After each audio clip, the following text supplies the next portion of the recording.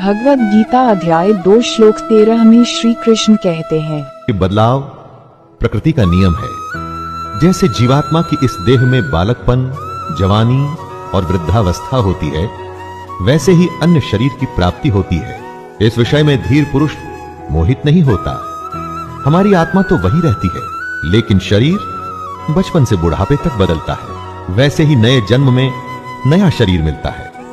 जब बदलाव नियम है, ऐसे नियम के लिए फिर दुखी क्यों होना?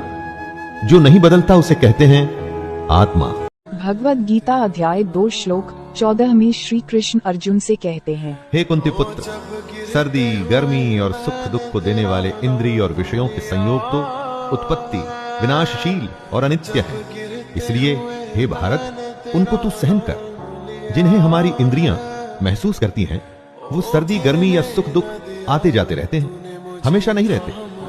हमारे सेंसेस और उनके विषयों से जुड़ करके हमें भूख, नींद, सुख दुख, सुकून, बेचैनी जैसे फीलिंग्स आती हैं।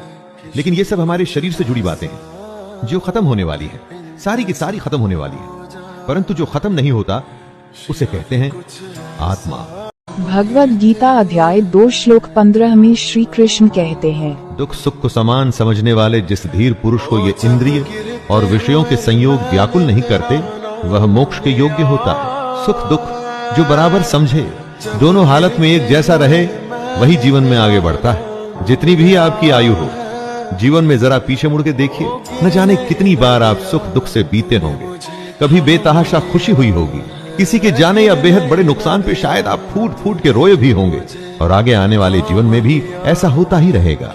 ज्ञानी इस बात को जानते हैं कि ऐसे सुख दुख तो आते जाते रहते हैं।